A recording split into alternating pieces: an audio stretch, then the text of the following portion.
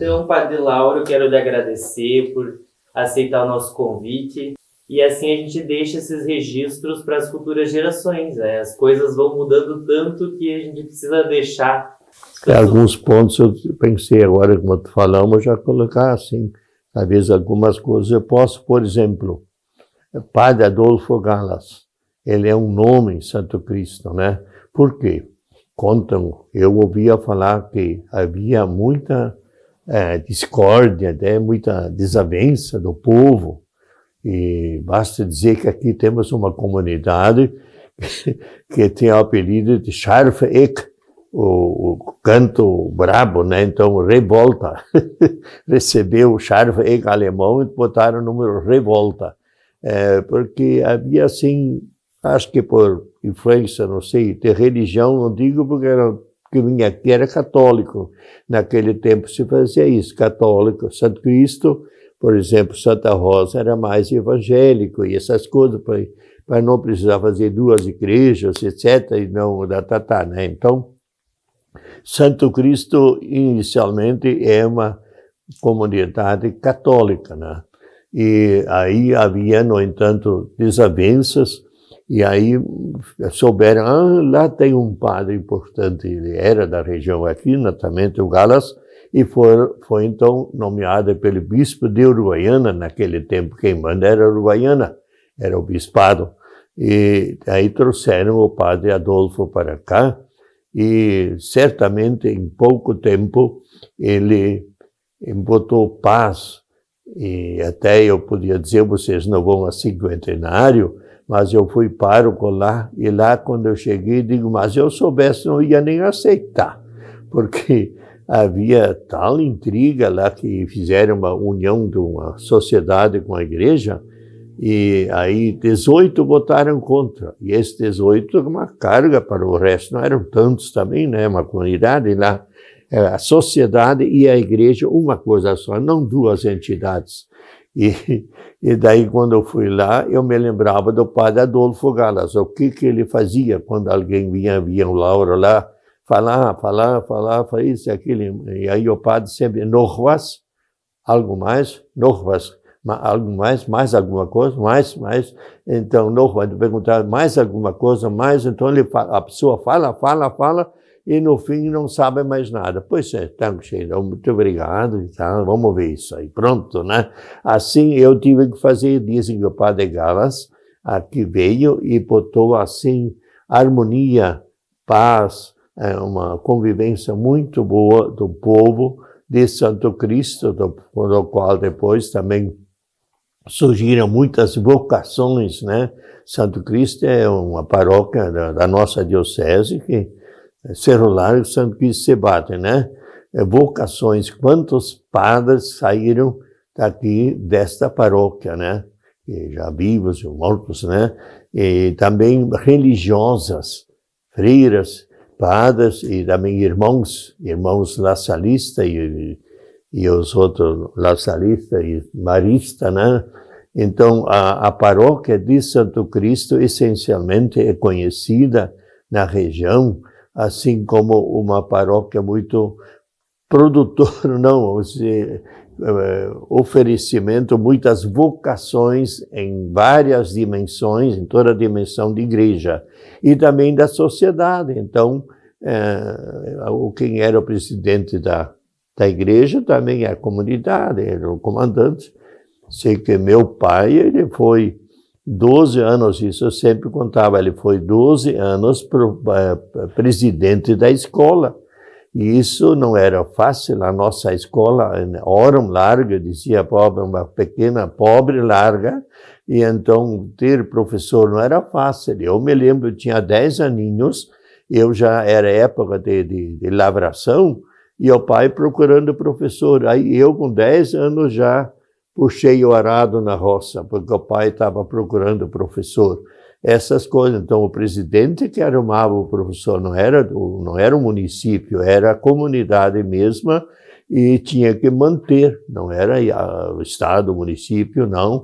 Quem mantinha a escola era a própria comunidade escolar, né? Isso tudo, acho que vocês já têm ouvido por aí ou não, dessas coisas que eu estou falando. Já ouviram?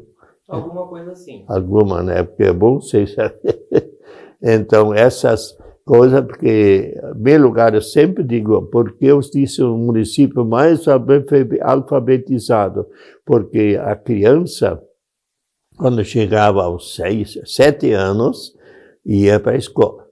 E então, 4 anos a menina e 5 anos o menino. Isso era a norma. Só dos 5 anos é que ele fazia comunhão solene. A comunhão solene, então, aí era festa, né? Comunhão podia fazer antes, mas comunhão solene, quando ele saía da escola, quer dizer, era uma formatura também ao mesmo tempo. Isso é uma coisa muito interessante, essa maneira de fazer as coisas. Então, as meninas com 4 e os meninos com 5 anos. Lá, depois, não tinha naquele tempo outros colégios, né? Ou algum que ia para o seminário, mas outra coisa não. Eu, com 7 anos, eu fui com 12 anos, eu fiz a primeira comunhão solene e fui para o seminário no ano seguinte, né? Eu não fiquei parado, porque no seminário já se estudava logo adiante, né? Bom, então, uma das coisas, a educação religiosa e também a educação no sentido, como é que vai dizer, escolar, né? Escola, eles aprender. Também o problema muito difícil era também a língua, porque em casa falava-se a língua alemã, naquele tempo era tudo, pessoal era alemão, ia na escola para então aprender também a falar o português, isso é uma coisa importante, né? Então não em casa, chegar em casa era alemão, o pai e a mãe falavam alemão, então como era difícil você chegar a falar, né, e tal, né? Isso é uma coisa também que era interessante. Então, da escola, e a obrigação de todos. Quem não ia, o alemão dizia dele, Fumstega, né? O pessoal ao longo do rio, o riacho chamado Boa Vista, lá, então morava lá os pessoal que ficavam meio longe do alemão, iam morando lá. Esses, então, também, em geral, demorou para pegarem educação escolar, né? Formação escolar. E por isso que não deu 100% alfabetizado. Por quê? Por causa desse pessoal, vamos dizer, ao longo do Rio Boa Vista.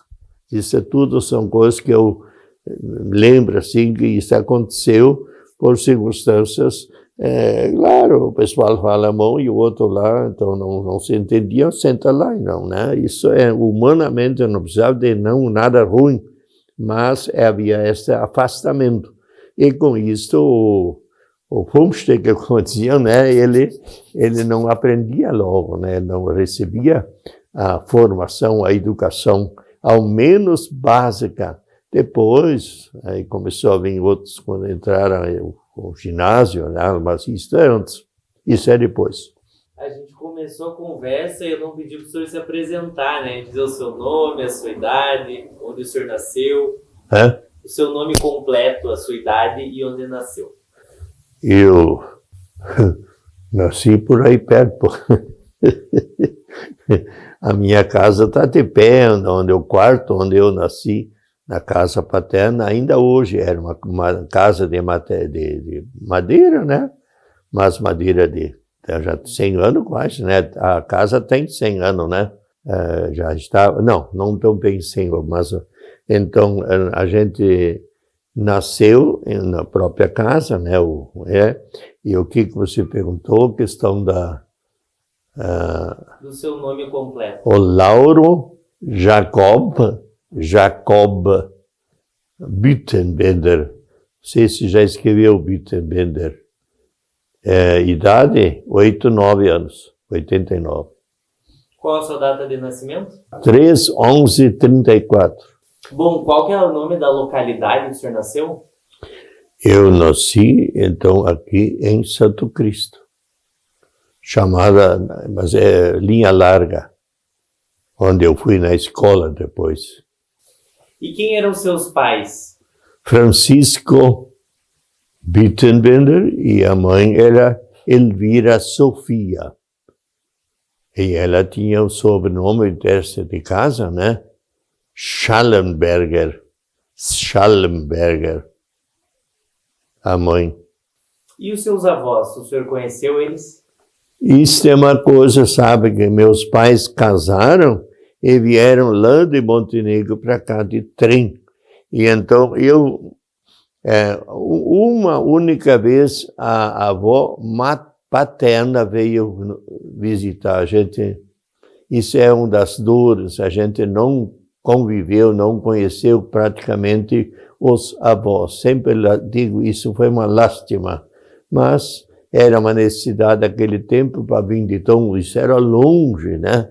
Então tinha que ir lá procurar o trem e tinha que vir de que jeito aí de Santa Rosa, no começo até de Santo Ângelo, né? Mas depois de Santa Rosa, que o trem só vinha até aí, né? E então tinha que ajeitar, vinha a pé ou como, né? Uma carroça. E o senhor lembra dessa vinda dela? Veio passar uns dias com a família. A sua avó, o senhor lembra que veio passar uns dias aqui?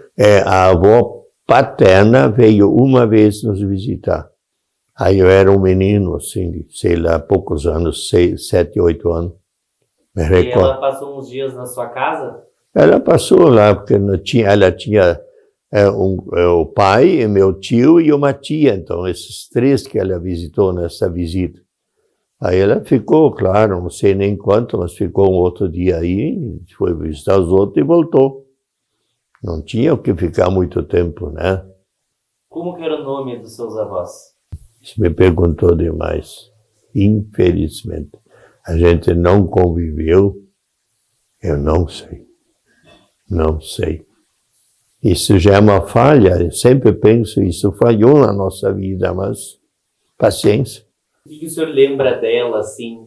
Como ela estava, as vestes, a personalidade dela? Só falava alemão? Só alemão, lógico, né? Não tinha outras, não sabia outra. Isso foram, acho que muita gente morreu sem falar português, né? Falava só o alemão. Hoje a gente entrevistou uma senhora que ela só fala alemão. Tem? Onde? Ali em Santo Cristo. A dona Elza. Elsa? Ernst. Ernst. Angst? Se conhece. Ela só fala alemão. Eu não falo, né? É meio difícil. Aí não deu para entrevistar. Não, entrevistei, mas a filha estava junto. A filha respondia, né? E os seus pais, o senhor pode contar um pouco mais sobre a vida deles, com o que eles trabalhavam? Era na agricultura. Então, a produção, em primeiro lugar, isso é uma coisa, a alimentação basicamente vinha do próprio trabalho. Assim, o milho que vai dar depois a farinha de pão de milho, né? O trigo que vai dar, a gente pão de, assim, branco chamado, esse era só nos fins de semana, né? Durante a semana era pão de milho. E então a alimentação, mandioca, batatinha, chamada de batatinha, kartoffel, é diferente porque não é batata doce, né? E a alimentação basicamente era mantida pela família, pois a carne de porco, papai carneava um porco, e depois a carne era fritada e guardada na banha. Então a carne não tinha geladeira, nessas coisas nada, mas ela era guardada dentro da banha e se tirava cada dia um pouco para a mesa. O pai não comia assim, não tinha carne na mesa, a não ser da abstinência, senão, mas todo dia carne, mas era carneado, vamos dizer, uma vez por mês, um pouco mais, pouco menos, se consumia e daí se carneava. E nós produzíamos, em primeiro lugar, porco para a nossa própria comida da família e para a venda porco, principalmente o valor tinha o porco preto, que ele era tinha mais banha, e a banha que valia. Até por sinal, isso é uma honra para mim, quem trouxe o porco, o large white, o porco é igual ao vermelho, mas de cor branca. Eu trouxe um casal lá de agora sim.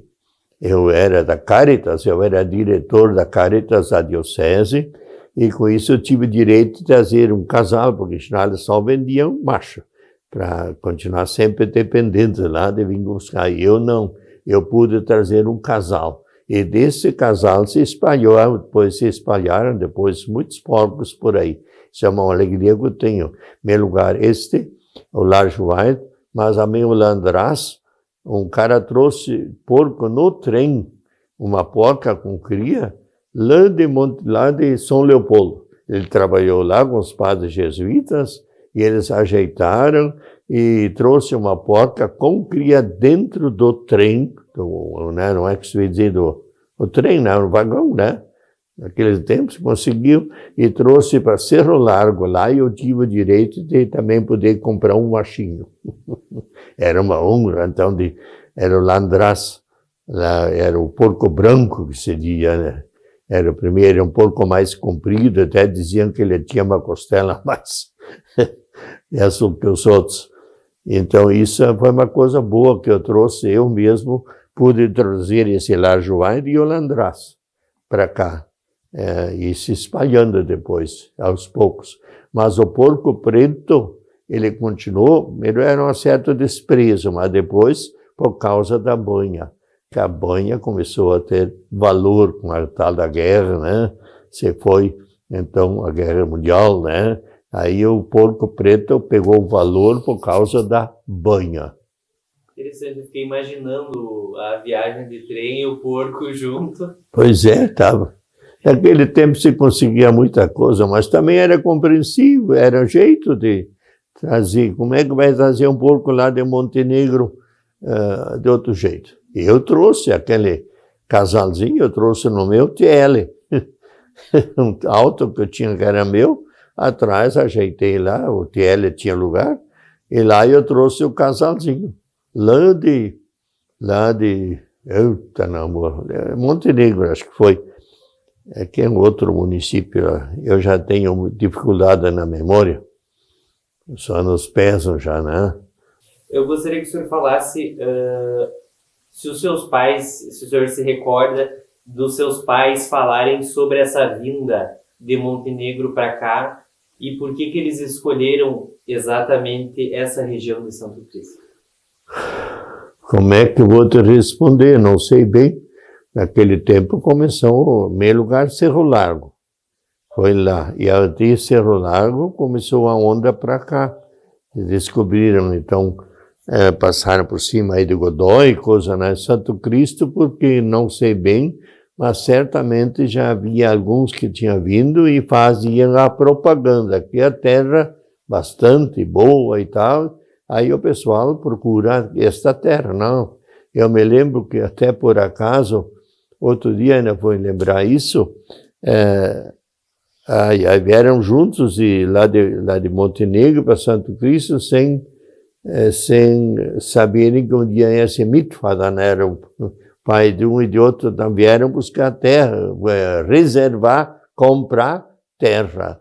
O pai veio, já estava reservada a terra, porque meu avô, foi isso, né? Ele veio o avô, por isso eu compreendi, só uma história para te contar a tempo, né? O pai, depois, não sei de quantos anos casados, ele deu de presente os juros que os filhos ganhavam a terra, não. Ele reservava e os filhos tinham que pagar. E aí, um dia o pai já estava com 6 filhos, o avô deu de presente como é que se os juros do ano, os juros, eu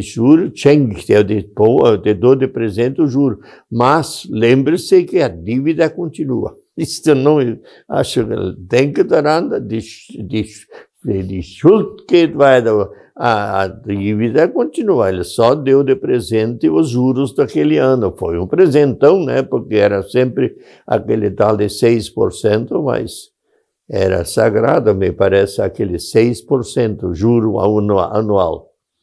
Isso também, então o que você perguntou que me inspirou? Como que foi essa vinda, né? Por que que eles escolheram essa região? Provavelmente na época devia existir alguma propaganda sobre... Isso é os que tiveram celular aqui, voltavam, não, lá tem terra bastante, terra boa e barata e tal, né? Que tinha um cara por aí, agora não sei citar o nome, que eu fico bobo até hoje. Você olha essas colônias todas, colônia é 25 hectares, né? Então, 1.000 por 250, né?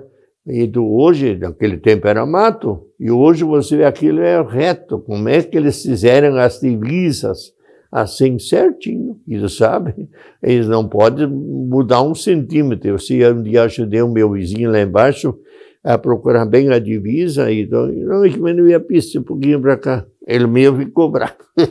Não, é aqui. Então eram essas divisas, como conseguiram, isso eram máquinas alemãs, que isso veio lá da Europa, da Alemanha, onde vieram esses instrumentos pelos quais eles puderam fazer essas divisas retinho. Que hoje que viaja, hoje você enxerga tudo, né? Naquele tempo chegava só mato. Os agrimensores? Eram agrimensores, E aqui em Santo Cristo a característica também é a divisão em linhas. A característica aqui é a divisão em linhas. Aqui a gente está na linha... Aqui é a linha larga, não? Sim, linha larga, linha nulo. Aqui é qual? Aqui é qual linha? Aqui, agora tem linha assalto. Era linha assalto, hoje é Vila Assalto já. Mas é linha assalto. Era tudo chamado em linha, porque eram tudo linhas, né? Pegou o nome de linha. Eu nasci na linha larga.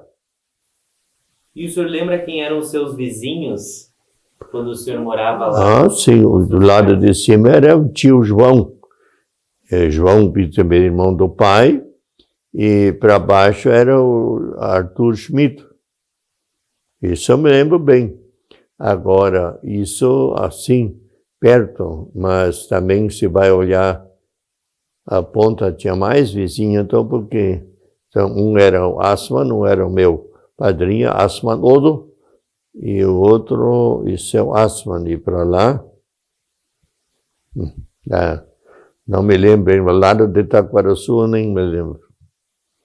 Não se falava com o vizinho. Porque a linha larga tem o nome de por que larga? Porque ela é larga, ela é praticamente com duas ruas centrais, né? A maioria delas, a linha tinha só uma estrada, e essa aí tem duas estradas, por isso que é chamada linha larga. Qual é o motivo da linha larga? É que ela é mais larga que as outras, é o dobro. Certo? Por causa da medição, tudo, né? Então...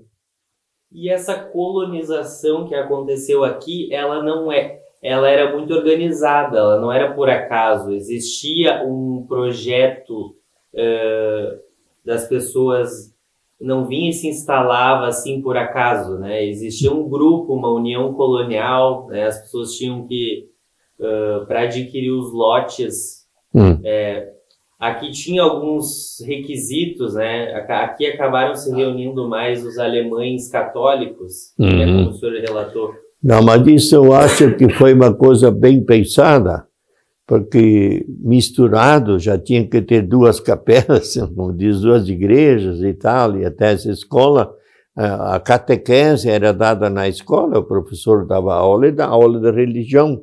Então, por isso que não se queria essa mistura, para não complicar a vida. Isso acho que é uma coisa, não foi por contra esse ou contra aquilo, cada um na sua.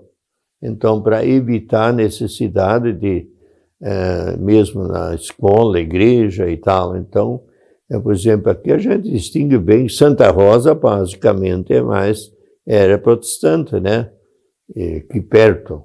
mas Tuparendi é protestante. Aqui, Santo Cristo e Porto do Sena, essa região, tudo é mais católico, né? Ele já logo cuidava também nesse sentido, não misturar. Mas existia desde o início uma organização dessa colonização, né? Desde a questão da divisão dos lotes, tudo muito organizado, né? Isso é uma característica muito forte eu acredito, do povo alemão, muita organização. Sim, tudo organizado, planejado, né?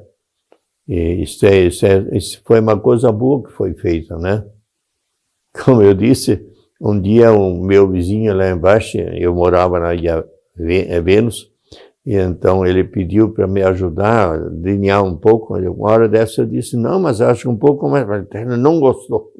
Até não gostou quando fiz a observação, porque não, ele que achou que era para o outro lado talvez. E eu disse, olha, no meu já, e parece que um pouco mais para cá. Ele não gostou. Então, ele queria certo que eu dissesse que era para o outro lado, né? E eu falei contra ele, aí a reação dele foi, eu entendi, pronto. Queria que o senhor falasse um pouco sobre a sua infância. Infância. Quais são as melhores lembranças? A gente estava em família, brincava com as crianças, entre vizinhos, e se encontrava e brincava. Isso é uma alegria da vizinhança, isso era menina e menino, isso é tudo misturado, não é? A gente se encontrava, brincava quando chovia até no galpão, no paiol, e se não fora, xinga preto. Então, esses brinquedos, né? Isso era muito, muito alegre, muita coisa, mas isso nos fins de semana. Não, durante a semana, trabalho. Desde que a gente pôde trabalhar um pouco já, e quando a gente não podia, não tinha outro serviço, a gente mesmo, o meu irmão mais novo que eu, nós lavrávamos com estocar, né? Para plantar feijão, plantar milho, era uma coisa muito interessante, né? O interesse que a gente tinha de plantar, de cultivar, para ter alguma coisa. E a gente ficava contente quando nasciam as coisas, cuidava, limpava, aprendia do inso, né? O carpi, o inso, e cuidar da planta para não machucar. Isso aí. A infância foi muito... A minha, eu acho que foi muito boa. Muito alegre, boa, vizinhança. E o pai era estrifo, como se diz, né? A mãe era mais como é normal também, né? O homem sempre um pouco mais bom, né? E o pai era mais sério nas coisas, né? Mas a mãe era mais dócil, mas isso é normal da vida. O papai tinha que manter um pouco mais a linha. Das heranças culturais alemãs, assim como alguns pratos, como a própria cuca,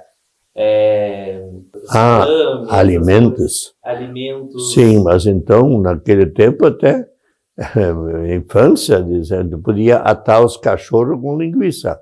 Era a expressão que fazia canhar um porco e tal, muitas vezes um gadinho junto, né? E fazia um monte de linguiça. Dizia assim, quando me devoste Huhn, prender os cachorros com linguiça. Então, a linguiça, isso era coisa muito feita. E durante a semana, pão de milho. Domingos, então, o pães pronto. Então, era pão de trigo, né? Farinha de trigo, né? E esse fim de semana tinha sempre uma distinção. E também, durante a semana toda, feijão. Tanto assim que a gente não se servia do papai já logo, para cada um, uma colcha de feijão. Isso até hoje eu rio, porque se cada um se servia, da vez você ia deixar, então ele botava o feijão e depois você botava o arroz ou outras coisas, mas o primeiro coisa, tinha que ter o prato e ele botava o feijão lá dentro. Você me lembra? Então, guloseimas, muito pouco, claro, que a mãe fazia, hoje à noite eu vou fazer wafla, né? Nem me lembro, wafla era aquela coisa feita com expressão, não sei dizer em alemão, Waffle, às vezes até já ouviu falar, né? E essas coisas, então era festa, ou então pastel, né? O pastel a mãe fazia, isso era festa, quando ele had onde que pastel, hoje à noite tem pastel, a gente já se alegrava para a hora da janta comer o pastel, né? Isso aí, se faziam coisas assim, mas esporádicas, não sempre, né? Sempre comida comum, era o feijão e arroz, como se diz, né? E para o pai nunca podia faltar carne, né? Isso, ele era assim, a gente se acostumou a comer um pouco de carne junto, né? Isso era de carne de porco, né? Guardada na banha. E com outra coisa, carne de gado, sim. Agora é uma história. Eu, quantos anos, sexta de tarde ou sábado de manhã, ia para a vila, porque nós morávamos a 4 quilômetros, a cavalo, né? Então ia, e lá então a gente comprava carne de gado. Porque gado descarneava lá, de vez em quando, né? Então comprava e já sabia 4, 5 quilos, não precisava muito perguntar. Então eu comprava carne, ela voltava domingo, a mãe fazia essa carne na panela, quando nós voltávamos da missa, como se isso nós tinha direito, né, de tirar um stick, né, de tão gostoso que era carne assim já preparada, sendo preparada, não era, eu ainda hoje gosto de carne, não muito frita, né, meio crua aí, né, então isso era aos domingos, então não tinha feijão. Domingo nunca tinha feijão, não, mas carne de gado, e então durava até segunda, máximo terça. Para durar mais, a gente botava numa panelinha e levava no poço, no poço chamávamos isso, né, uma vertente, onde nós buscávamos a água para tomar. A água de tomar não dava 20 metros, onde a gente pegava a água para a cozinha, da qual a gente também tomava esta água. E depois o meu irmão, ele inventou uma coisa, descobriu uma vertente lá a uns 800 metros, no meio da rocha. Lá ele botou uma manga e essa manga trazia água até lá em casa. Até hoje ele tem essa água, né? E uma vertente de água muito boa e tal, né? E cuca, faziam bastante cuca? Cuca era só em dia de festa. Festa, né? Festa quando? Quando alguém estava de aniversário, uma coisa que na família sempre se comemorou, o aniversário, por meio de como é que se diz, uma galinhada durante a semana. O galinhada era sinal de festa. Era festa do aniversário. Sempre se comemorava aniversário do pai e da mãe e também dos irmãos. E se comemorava também uma coisa que sempre achei bonito, o dia do casamento deles. 11 de fevereiro, até hoje eu me lembro. 11 de fevereiro era o dia do casamento e nós sempre lembrava isto junto aos pais, com uma galinhada e coisa assim. E o café da manhã, ele tinha... Leite e café. E chimia... A chimia que nós fazíamos mesmo, né? Fervia, como é que se diz? A cana-de-açúcar era fervida até fechar e depois aí isso era misturado com... Não era pura, isso era mistura chimia. Eu não saberia dizer agora bem como, misturavam isso com coisas que era tal da chimia, que você botava em cima do pão de milho e ficava bem gostoso. E o requeijão. Chimia e a requeijão. Requeijão como é que se diz, o leite coalhado, né? Esse dava o requeijão com nata. A nata sempre era algo um pouco especial, né? Mas o requeijão era mais para alimentação. A nata nem sempre dava tanto. E o salame, a morcilha, não comia junto com o café da manhã também, ou era mais... Não, isso era mais especial. Agora, quando se carneava, daí naquele dia, o dia seguinte e tal, mas depois não. Era só naquele... Era uma especialidade na carneação. E aí tinha um pouco mais de fartura. E a casa onde o senhor nasceu ainda existe, o senhor falou? Sim. Ela é uma casa que tem aquele estilo mista, não? Não, é pura madeira, pura tábua. Mas tábua que até hoje eu estou inteira. Tábua de madeira de lei, chamada, né? E pertence à sua família ainda? É? Pertence à sua família? Hoje não, hoje já... Isso, a mãe, antes de morrer, ela já dizia, sabe, às vezes cria problema na família, depois, antes, eu não quero fechar os olhos sem que esteja tudo em dia nesse sentido, a herança. Então, ficou para meu irmão mais novo, tinha uma irmã mais nova que ele, mas o irmão mais novo, e a mãe se adaptou bem com ele para ficarem, então, ele com eles. E então ele pegou a propriedade onde nós morávamos, é dele, e mais alguma coisinha. E os outros, cada um ganhou, então, dividido legalmente, e ganhou, e claro, eu também ganhei, mas a gente então logo vendeu adiante, vendeu para ele mesmo, em vez de vender para outros. Ficou tudo na família, a terra. Está dividido na família. Agora já está dividido nos filhos do esse mesmo. Já dividiram de novo, que era dele. E as construções naquela época eram de madeira ou mista? Era, mas a nossa é pura madeira. Pura madeira. A casa também. Não. Em 1949, o pai já fez uma casa com tijolos, né? Com tijolos, do lado da casa onde eu nasci, porque a família cresceu, éramos 8, né, irmãos. E então, do lado daquela casa de madeira onde eu nasci, foi construída uma casa de material, onde tem vários quartos e uma sala. Isso é importante, ele ficou na Naya House, na casa nova, então, né? Isso foi feito já com o tijolo, só que ele era levantado com terra vermelha, né? Você acha que tu conheceu isso, né? Então, aí depois não se podia rebocar logo, porque tinha que deixar secar bem esta terra para depois não dar problema no reboco.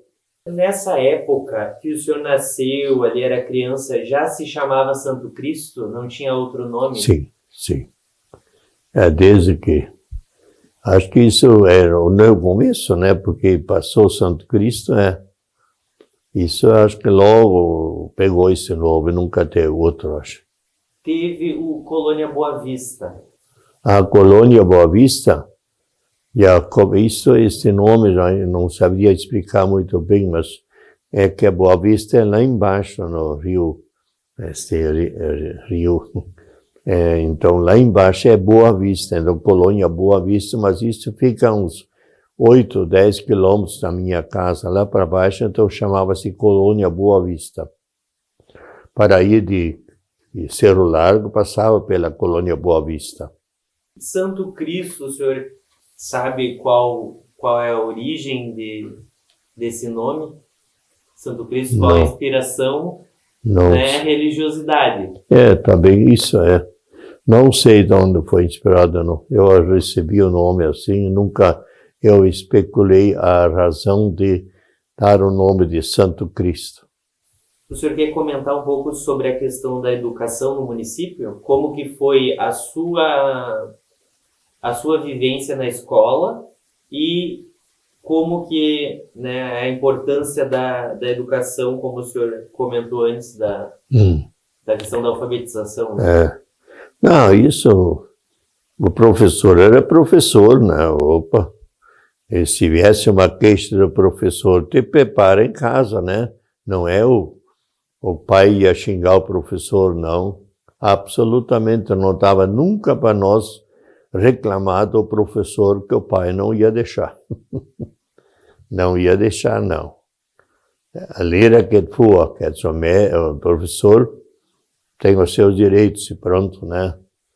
Eu sei que um dia eu estava pedi, como diz o alemão, não sei, meu irmão tinha, isso é uma história, ele tinha que trabalhar de manhã, né, e de tarde aula, Aí fomos para casa um pouco tarde, já comemos rápido e tinha que correr para chegar em tempo na escola. E nessa corrida ele tinha 4 anos mais que eu. Ele corria bem mais e eu gritava, leva os lambda, leva os lambda. Toda a viagem. Ele foi contar para o pai, no fim do dia, ajudei o pai alegre, tarde de aula e tal. E depois, o pai, quando chegou lá, você tudo me dá paciência. O que aconteceu hoje tarde? E me xiripiote. Aí o Leopoldo tinha contado que eu passei todo o caminho gritando. E o pai me passou a vara. Não, o que é isso? Isso aconteceu, não esqueço nunca. Eu disse, ele devia apanhar, não eu. Era mais velho, ele disse, mas não. E corria sempre 20 metros na frente. Se fosse então correr 50 ou 100 ou 200, né? E aonde ficava a sua escola? Na linha larga, era só que nós morávamos, eram os últimos de cima. Propriamente nós pertencemos à comunidade da Matriz, mas por causa da distância, a Matriz eram 4 quilômetros e lá 3, então os pais escolheram, tudo fizeram pela linha larga, mas historicamente podia dizer que nós éramos da comunidade da Matriz. Mas por causa da proximidade, escola bem mais próxima, né? Então foi para a linha larga. Qual que era a distância da sua casa para ir para a escola? 3 quilômetros. E para a Matriz, 4. 3 quilômetros. Sempre dizem 3, e é por aí mesmo, eu nunca medi tudo, mas é 3. E como que era ir para a escola? Como ir a pé? A pé, ora. Deixa eu falar, não sei para que nós tínhamos um velho preto, um cavalo manso, assim, dia de 3, em cima do cavalo, de vez em quando nós íamos a cavalo, mas não para a escola, para outros encontros, catequese e tal, né? Era pezinho. E o senhor se recorda dos seus professores? Ah, sim. Poxa, viu? Agora me perguntou do Aloysio Werner, foi o primeiro, depois... não, outro não, foi um ex-seminarista, ele só deu aula 1 ano e meio, não guardei o nome. Depois o Arsênio Rambo, o que foi do 3º ao 5º ano foi o Arsênio Rambo. Esse segundo não, deu tão pouco tempo a aula, não cheguei a nem criar uma... Acho que não era fácil, eu sei que meu pai passou quase meio ano procurando professor entre aquele e o Arsênio. Quase meio ano procurando até porque se dizia de hora larga. O que é hora larga? Era larga pobre. Não era fácil achar um professor que quisesse ensinar. Pobre, porque era pequena, né? É pequena comunidade, pequena comunidade escolar. Então nem todo mundo ia lá. E eles também, o professor ia lá, tinha que ir lá e tinha que se sustentar. E por isso, uma das coisas boas, ficou para todas as escolas sempre 2 hectares de terra que eram da escola. E o professor, então, podia plantar, né? Cultivar alguma coisa que ele trabalhava meio ano na escola, meio dia na escola, e outro dia ele tinha que ir para as aulas, claro, também, mas podia trabalhar também, e a mulher também poderia trabalhar se quisesse, né? Então teve quem, por exemplo, Dona Belinha, acho que são 3, 4 hectares, eles se sustentavam bem lá, terra boa e tal, mas nem todo, mas a normal que eu sei sempre foram, toda a escola tinha 2 hectares de terra a serviço do professor, ao aproveitamento do professor. Eu queria falar um pouco sobre, teve um período, né, que foi ali da Segunda Guerra, que houve uma proibição da língua alemã no Brasil. Houve perseguição, sim. Ou nós a familiarizava em alemão, e então, barbaridade de noite, né? Porque eles vinham, a gente ouvia falar que eles vinham de noite fiscalizar se estavam falando alemão. Eu sei que o pai até orientou meu irmão, o Leopoldo, que era mais maior, que se viesse por trás e metesse, te miscava nós. E havia essa ameaça, né? Porque onde se falava alemão, havia só isso passa, né? E aconteceu bem pouco, que eu saiba. Mas aconteceu, se espalhou. Aí veio o medo de que isso acontecesse, porque a família rezava em alemão. E, então, se fosse rezar ou falar, um certo tempo eles falavam baixo. De noite era conversa sumida. Então, isso foi terrível um pouco, essa situação pós-guerra mundial. Ou na guerra mundial ainda, Por isso, me lembro até hoje, o sino tocando quando terminou a guerra. Isso estava combinado, acho que então não precisa nem combinar, porque o sino para nós ficava a 4 quilômetros, eu morava 4 quilômetros longe, mas terminou a guerra, né? O sino batendo, é porque logo nós adivinhamos, terminou a guerra. Que festa! Porque a guerra lá foi lá, mas nós também sofremos, só porque éramos de origem alemã, morando aqui. Interessante. O senhor lembrar do dia que terminou a guerra foi comemorado? Não, foi uma festa, alegria, mas não comemorado com bebida e tudo, não. A festa, a alegria, pulando de alegria.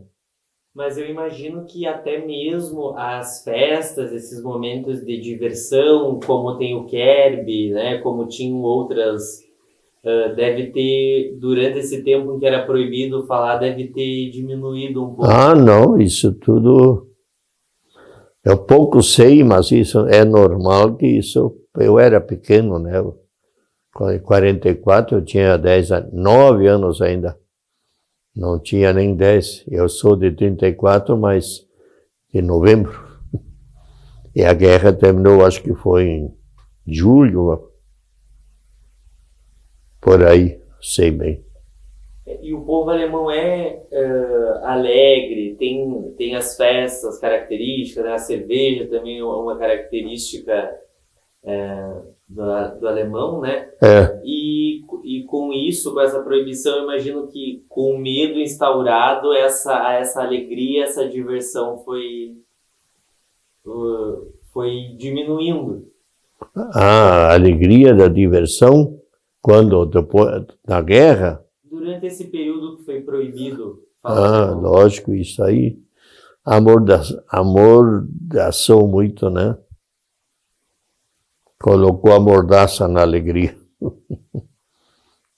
Isso era um susto, né? E houve também quem aproveitou essa hora para fazer alguma bobagem, né? Dá um susto nos alemãos. Mas era um perigo, porque o cara vai dar um susto no alemão, de repente ele toma o maior. Como eu disse, meu pai disse para o meu mano Leopoldo, né? Quando ele vier, pega me escava lá e enfia na bunda do cara. Felizmente nunca precisou. A gente estava falando também antes em heranças culturais, né, alemãs. A musicalidade também está muito presente. Sim, os cantos, né? E ainda hoje eu canto. Sei cantar em alemão. Esse dia nós ainda cantamos canções alemãs, muito bonitas. E eu tenho um livro até aí de um professor que me deu um caderno, onde ele tem um monte de cantos assim populares, também religiosos, né? Tudo em alemão. Tem alguma em específico que o senhor cantava com a família, que é uma canção assim, familiar, mais antiga? O quê? Alguma música? Música? Sei lá. Não sei de especial. A única é esse canto da Cruzegot, né? Isso todo mundo vendo, Deus eterno, é um canto de ação de graça. Esse todo mundo sabe, né? A menos os adultos, os jovens, hoje já não vão mais nisso. Mas é um cântico que o senhor lembra de cantar com a sua família? Que é especial, não estou lembrado. Claro, cantos, a mamãe cantava muito pra gente assim, né? O pai não tanto, o pai não era do canto, mas a mãe cantava, né? A gente aprendeu também para o Natal, Stille Nacht, Stille Nacht, Heilige Nacht. Então, cantos a gente sabe, é só olhar um pouco, né? Mais cantos em alemão. E tem os corais também, né? É? Tem os corais. Os corais, isso é. Você vai em qualquer comunidade, quase, nem todas hoje, né? Mas formam um coral. Aqui já tem aí embaixo logo, esse aí, no meu vizinho, que vem morar aqui faz 10 anos, ele sempre vai junto, ele é do coral. Então isso é sagrado, quando tem missa eles estão aí. São corais pequenos, né? Mas cantam. E instrumentos musicais também. Nas famílias sempre tinha alguém que sabia tocar um instrumento. A nossa família não temos muita índole de ouvido musical. Nós não tivemos, eu não, nem violão, não. Eu quis aprender harmônio no seminário, mas não desisti. Sabe o que é harmônio? É um teclado assim, né? E tinham grupos musicais de bandinha, Isso tem por aí, né? Isso tem. que animavam as festas. Quando na minha salta, onde eu estou lá, há uns 2 anos morreu um que basta ele estava aí, já saía canto. Minhas festas, o pessoal podia convidar ele, mas alguns, e saía músicas à vontade, cantos bonitos. Eu vou mudar um pouco agora de assunto, eu quero falar mais sobre a religiosidade, que é algo bem forte, bem presente na comunidade de Santo Cristo. Primeiro eu queria saber como que se torna padre. Eu queria saber como que se torna padre. Como que o padre... Como que alguém se torna padre? Como se torna? Bom, uma coisa é querer ser. Aí vai para o seminário. O seminário é uma escola própria para formação, mesmo ginásio, tudo, né? Mas depois tem o curso superior. Eu estudei 20 anos. Primeiro primário em casa e tal, e depois tive que repetir para ir do seminário, da larga para o seminário, perdi 2 anos, sinal que a escola aqui era muito fraca. Eu entrei no 5º ano, mas depois o professor baixou para o 4º ano, né? Aqui eu tinha o 5º. É muito fraca a aula no interior, assim era. Mas com isso eu estudei 20 anos, 3 filosofia e 4 teologia. Mas eu tinha também, entre a filosofia e a teologia, eu tive que dar aula, isso era uma coisa boa. Isso me ajudou muito também a amadurecer na vida. Então, quando eu fiquei padre, eu tinha, acho que 31 anos já. 30 anos. Não fica tão guri padre. Além da vocação para exercer o ministério de padre, tem que passar pelo seminário. Também tem que passar pelo seminário. Sim, isso a gente também aprende, tem que... O ruim para mim agora, que estão fazendo mudanças na liturgia, isso atrapalha com a minha idade que eu estou, né? Isso sempre foi ao natural. Eu tive até um colega, que ele é da teologia, ele pediu, padre, me ensina a usar o missal. Estranhei isso, né? Ele queria saber como usar o livro, que é um livro grosso, né? E usar, não é difícil, isso eu fiquei padre, mas é que a gente foi coroinha também, a gente aprendia a ajudar, né? E o senhor, depois que se torna padre, é até o fim da vida? Não, acontece que a gente assume o celibato. Celibato quer dizer a gente viver só. Mas se alguém não aguenta, né, quer ser outro rumo, pode, pede dispensa, pode ser dispensado pela igreja e livremente namora e casa. Agora, só assim, direto por si, não deve. Ele deve, então, também pedir dispensa do celibato que ele assumiu perante a igreja. E o senhor atua até hoje? Ainda faz missa, reza a missa? Sim, ainda faço. Pessoal, o senhor reza a missa ainda? Rezo. É que eu estou bem ainda, a minha voz é boa quando eu prego, então eles ainda apreciam bastante o Lauro. Isso é uma força para a gente também fazer o trabalho, porque em tudo isso também precisa esforço, né? Os compromissos, quando tem missa, né? E às vezes não está muito bom para fazer, mas vamos lá. E aqui na igreja, qual o padre que faz as missas? É o senhor? E o padre? Que faz aqui a missa na igreja da matriz? Isso. Quem? Todos. Isso ele faz, o pároco faz isso. Hoje eu sou vigário chamado, né? É o pároco que determina. Ele faz o rodízio, né? Não pode sempre o mesmo lugar. Nós estamos aqui, porque são padres idosos, temos 5 padres. Mas isso é porque tem padre idoso e eu vou para onde agora, depois de tantos anos já. E agora tem o padre Mário, que também já está assim, e o padre João Romaldo veio e ficou. Então, os padres estão aí, nós temos 5 padres, é muito, né, então não temos tanta missa, né? Mas tem outros afazeres, né, também pastorais. Né? E daqui de Santo Cristo saíram muitos padres, muitas pessoas religiosas. Muitos religiosos, muitos padres religiosos também. Ela é uma terra realmente vocacionada a Santo Cristo. É Santo Cristo e Cerro Largo, mas acho que Santo Cristo até mais que Cerro Largo. Não digo irmãos, porque lá tem o convento tudo, né? E aqui não. Irmãos também, religiosos.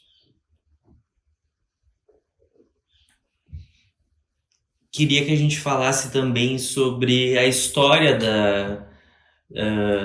não é da paróquia, mas também todo os bispos, né? O senhor comentou antes do seu Aloísio, né? Acho que a gente poderia começar falando sobre ele.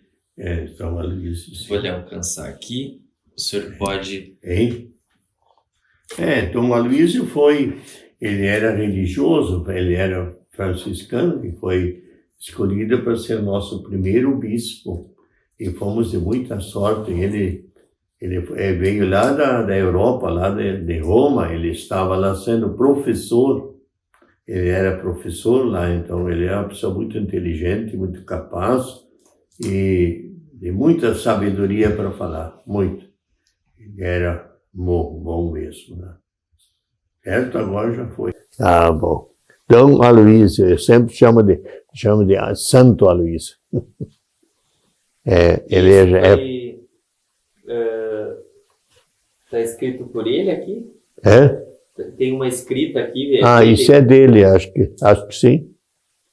Ou não, deixa ver, porque embaixo tinha que ser dele, Sim. Ao reverendíssimo pároco, né? Então, aos bons paroquianos de Santo Cristo, a minha lembrança, a minha bênção, com os votos de muitas vidas cristãs sempre mais missa e fervorosa bênção. Aloísio Lorscheid. Foi ele que escreveu, mandou para mim, né? Deu para mim. A gente se dava bem com ele. Também primeiro padre, né? Tinha o padre João Bodo, que foi ordenado sexta, e na semana seguinte eu. Ele já é falecido há tempo, esse Boto. E a sede da paróquia é Santo Ângelo. É? A sede da paróquia Em Santo Ângelo? é a diocese. A diocese, fica lá, né? Nem sei dizer de cor o número agora, né? Não sei dizer isso. Não sei dizer, eu sei onde é, mas não nome. E o Dom Aloísio, ele era daqui? Não, ele era lá de baixo lá São Vendelino, lá para baixo da região alemã. Ele não era daqui. Ele foi religioso franciscano. E na sua época da infância, qual que foi a primeira igreja que o senhor lembra, antes dessa que a gente conhece? Como? A primeira igreja que o senhor se lembra em Santo Cristo? Foi a igreja matriz antiga. Aquela a gente conheceu. Se tornou muito pequena, né? E estava velha já. Ela era construída até, eu acho que você falou antes, com paredes, não sei se não foi até com barro. A igreja era, não, acho que foi com cimento já, mas ela tornou-se muito pequena. Hoje não precisava tamanho de igreja. Naquele tempo que ela foi construída, tinha que ser grande, porque o povo juntava aí. Hoje tem quantas comunidades em roda, e lá fica o povo aqui de capelas na cidade, né? Tem várias comunidades em roda, assim, e cada comunidade não tem a sua vida própria. Então, hoje não precisava desse tamanho. E as torres altas, isso foi um orgulho também do Padre Callas, né? Cerro Largo tem torres, aqui são mais altas, tem aquelas aqui, as nossas aqui tem, acho que 60 de altura. Era para 68, mas não fizeram. O último desses encaixes deixaram fora, dizem. Isso eu não sei, fala-se. E o primeiro padre que o senhor se recorda? O primeiro padre daqui, infelizmente eu não sei dizer o nome. A mãe falava, mas eu não sei o nome. Lá no cemitério ele está. O senhor não conheceu? Não. Mas do seu tempo? Do seu tempo, assim, mais no início, quando o senhor era criança, o senhor lembra? Era o Padre Callas. Desde o único padre que eu conheci, um padre, era o Padre Callas, porque eu era criança, não sei, acho que ele não me batizou, isso eu não sei. Mas que eu conheço como padre já era ele, né? Eu não sei bem quando o Padre Callas entrou aqui. O senhor sabe de onde ele veio, o Padre Callas? De onde ele veio? Eu não sei, eu quero dizer cacique, mas não sei. É um nome por aí assim, é para a direção, mostra assim lá para a fronteira, né? Cacique, não sei, mas por aí. Não sei dizer certo. Sei dizer que é por aí. Pode ser até o nome cacique, não sei se tu sabe onde fica cacique. Sabe? É para aquela região lá da... São Gabriel? É por lá. É possível que seja. E o senhor falou muito sobre o papel do Padre Callas na união da comunidade. Sim. E isso se materializou com a construção da igreja. Porque Sim. isso teve um esforço enorme da comunidade. Sim, foi. Não, cada um, uma expressão, livremente tinha que dar um porco, pelo menos de 70 quilos por ano. Não era muito, mas era um porco, né? E até já estava o peso, mínimo 70 quilos, né? Senão ia levar um leitão lá. Também é porco.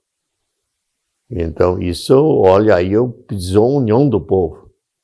E essa união também, para não dar aquele problema que eu te falei antes, cinquentenário, né? Que então não contribuíram e daí depois deu briga. E quem exigir que eles pagassem e tal, essa coisa. Aí não presta. Mas aqui acho que nunca houve nesse sentido, desde que o Callas veio, ele conseguiu colocar harmonia e nunca houve, vamos dizer, uma coisa assim nesse sentido, não. Uma desarmonia. E como começou essa mobilização? Ele visitava as pessoas para levar todo mundo junto em prol da causa? Era difícil porque no começo ele montava a cavalo. Era a cavalo, imagina, e a cavalo lá para o Alecrim, lá para baixo, era tudo paróquia de Santo Cristo. E ele, como é que ele ia? Então ele visitava e não tinha muito tempo para visitar famílias, mas ele visitava, sim. Eu me lembro quando ele vinha e sentava assim, a perna um pouco para o lado, deixava até um buraco onde ele apoiava a perna. Era pesado. Ele tinha um jeitão de sentar. Ele nos visitava, para nós um pouco também foi porque tinha os seminaristas, né, e tal. Ele esteve, não muito em casa, mas esteve. Ele também vinha e também recebia alguma coisa, né? E eu, quando nós carneávamos um porco, para Lauro, levar um prodo, né, para a paróquia. A mãe dele que cuidava, né? A mãe dele era cozinheira, cuidava da casa paroquial, era a mãe. Então isso já era norma, né? Quando se carneava um porco, levava um prodo. E acho que mais gente fazia isso, talvez ele poucas vezes precisava comprar carne. E nesse sentido o povo é bom, ele gosta de levar alguma coisa para ele. Como era o nome da mãe dele? O senhor lembra? Das war die Alt Callas, o problema é isso, né? A velha Callas, né? A mãe. Então, a Alt Callas significava mãe do Callas. Die Alt, velha, né? A velha Callas. Nem o pai dele também não sei o nome.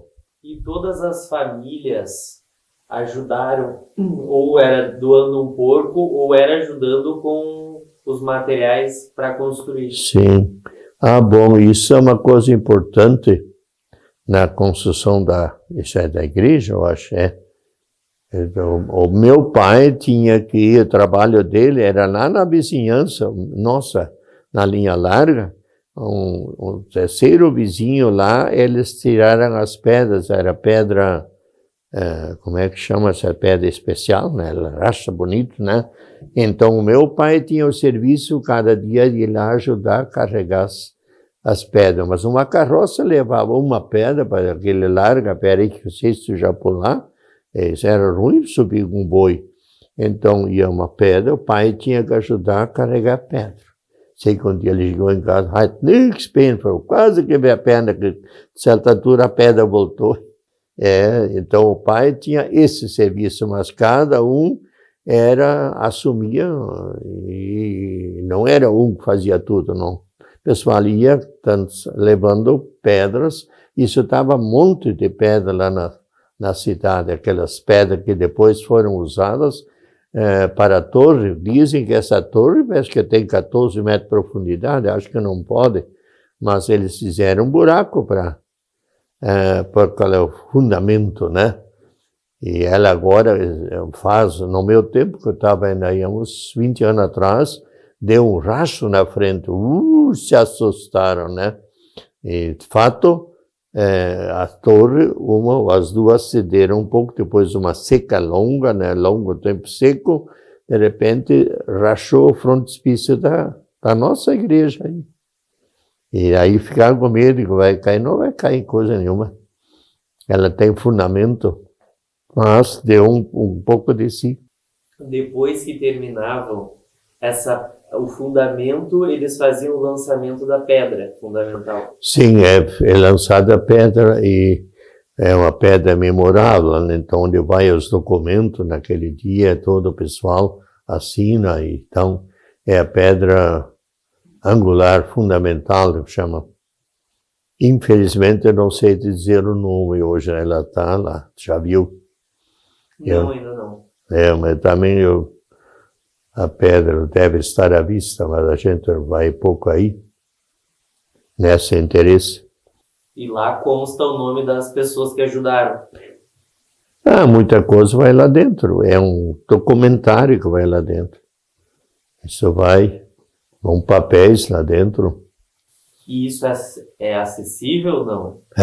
Isso tem como ver? Não, isso está lá, isso é arquivado na pedra fundamental. Essa pedra é possível tirar, certamente, se fosse cavocar em roda, né? Mas não se mexe nela, isso é histórico, fica aí. E por que um projeto de uma igreja tão grande, tão alta? Pois é, isso é a tua pergunta que eu já disse um pouco antes. A igreja grande, o povo se juntava, a igrejinha aquela não servia. Então, uma igreja grande, era uma igreja só.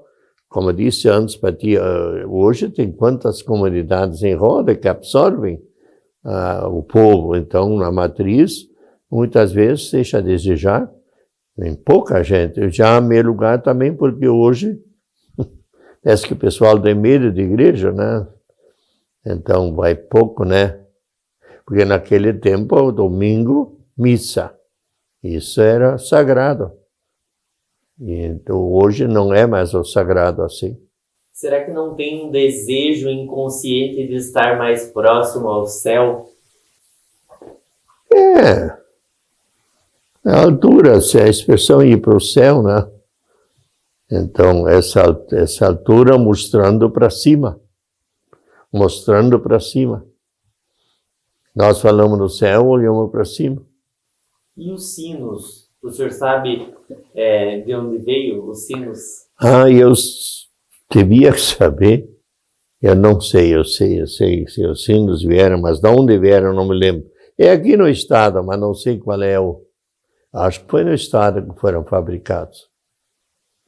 Não sei, isso é uma curiosidade que eu não... E o sino sempre teve um papel também dentro da comunidade. O sino de avisar o horário, mas também quando alguém morria. Sim. Eles são usados muito pouco hoje, mas hoje tem tudo uma norma estabelecida aqui para os sinos. Mas para começo da missa, acho que uma hora antes e tal, isso... Eu que moro meio longe, não estou ligado a isso. Quando eu estou lá, também não. E eu sou ruim de ouvido. Mas ele alemão dizia Sammerleiter, juntar o povo fica lá fora contando piada, contando história, eu toco assim, opa, hoje já é muito pouco lá, mas é bonito quando ficam em roda da igreja contando causos e piadas e tal, toca o sino, por isso que chamava de Sammerleiter. Sammer quer dizer um toque de juntar o povo para entrar, mas em geral o povo já entrou hoje. E o padre Galas acabou falecendo antes da inauguração da igreja. Sim, ele foi. Isso eu não estive, estava no seminário em Viabon, né? Eu não vinha para isso, né? Mas o piso da igreja disse que já estava pronto e ele encheu todo, não tinha bancos, né? Isso diz que foi, né? Quando levaram ao cemitério, ele ficava do outro lado, uns 800 metros, isso era uma fila só. Juntou estava num baile quando ele morreu, suspenderam na hora, quando souberam que morreu, suspenderam o baile na hora. Tal era o respeito. Era um respeito assim, eu não tive no baile, mas conta que não, para aquelas que história morreu o padre, aí deu luto da morte dele. Isso era uma coisa importante, porque ele era um padre muito respeitado por muitas razões. Ele é um personagem sempre lembrado, mencionado. É uma boa lembrança agora, por exemplo, o seminário Padre Adolfo Galas. Quando foi conseguido, que nome vamos dar? Isso acho que eu não participei, mas isso não teve dúvida. Que deram o nome para o seminário de Padre Adolfo. Isso acho que foi espontâneo, né? E a comunidade deu continuidade no projeto da construção até o fim. Não, isso não teve dúvida, isso. Ainda mais em homenagem a ele, acho que mais ainda, né? E o senhor estava por aqui quando foi inaugurado a igreja? Não. Eu estava em Viamão e a gente não tinha para sair. Se tivesse ainda dinheiro, poderia pedir, mas isso a gente não fazia. É interessante isso, eu me lembro, tinha um cunhado que passou alguns meses no hospital, câncer, e ele morreu sem eu ter visitado. Isso até hoje me dói, mas era aquilo aí. Tal de dinheiro para viajar não tinha. A gente já gastava que chega assim. Bom, a gente já está quase encerrando. Quais que são as primeiras lembranças que o senhor tem da Vila de Santo Cristo? De ir lá, o que tinha lá? As casas de comércio, hospital, escola? Ah, não, o hospital, sim, foi em 32, então ele já existia, nasci em 34. E então, o hospital já, antigamente ele é mais lá para baixo, mas antes, né? Agora esse já estava sendo já construído mais ou menos, claro, sempre se aumenta, né? O hospital. E o que mais tu perguntaste? Casas de comércio? Ah, não, isso tinha algumas, né? Eu, por exemplo, Emílio Riffel, né? Outra Edmundo Gui, lá embaixo. Isso eram duas casas de comércio no meu tempo de guri, que eu tinha que a Laura tinha que ir lá fazer as compras, ir no moinho, a Laura fazia honra disso, né? Montada a cavalo, o cavalo até sabia. Se botava 3/4 de peso em cima, isso era para o moinho do trigo. Não ríamos, trigo era lá embaixo no Riedl, né? Lá embaixo era o trigo que tinha moinho em cima e depois a mesma água ainda aproveitada mais para baixo. Lá era o moinho de trigo, em cima era o moinho de milho e limpeza de arroz, tal. Então eu brincava sempre, quando botavam mais peso, então era para ir lá embaixo. O velho preto já sabia isso. O cavalo, ele que me levava, né? Não era eu que ia, ele que ele me levava. E quem que eram os donos dos moinhos? O moinho era Riedl, família Riedl. Riedl, como era o nome do velho? Aldo Riedl, isso é difícil, vai, o velho Riedl. E daí tinha dois, um era para milho, outro era para... Sim, lá embaixo era para trigo, e aqui em cima era para milho, e também para descascar o arroz. O arroz era descascado, sabe disso, né? Então tinha a máquina para descascar o arroz e do lado o moedor, né, do milho para a farinha de milho. Então usava a mesma água para duas alturas. A mesma água, porque daqui pegava e lá embaixo tinha outro, então é moinho de trigo. E era o mesmo dono? Era o mesmo dono ou era outro? Sim. A água era a mesma, né? O mesmo dono. Qual a importância da vida religiosa para o povo alemão? Bom, uma coisa era e é. Hoje a gente esquece um pouco, mas antigamente não, a religião é em primeiro lugar, né? Isso, os pais educavam os filhos, isso, a religião em primeiro lugar. Mesmo em casa, reza em família, na mesa, antes da refeição, a oração da família. E depois da refeição, ainda mais uma. E até me lembro quando eu era seminarista, e a mamãe já era falecida, ela morreu antes que o pai. Então eu ia lá, ele, pai, sozinho na mesa de manhã, fazia a oração da manhã da família na mesa. A mesma oração que era rezada na família, ele rezava sozinho. Era um hábito muito cedo de noite, nem sempre, mas houve época, então, às vezes, uma promessa de rezar, por exemplo, o terço de noite. Isso, de vez em quando, acontecia, mas não era sempre. Mas a religiosidade era mantida muito assim, nas coisas de família, tudo, né? O senhor acha que é importante resgatar e preservar as memórias do passado?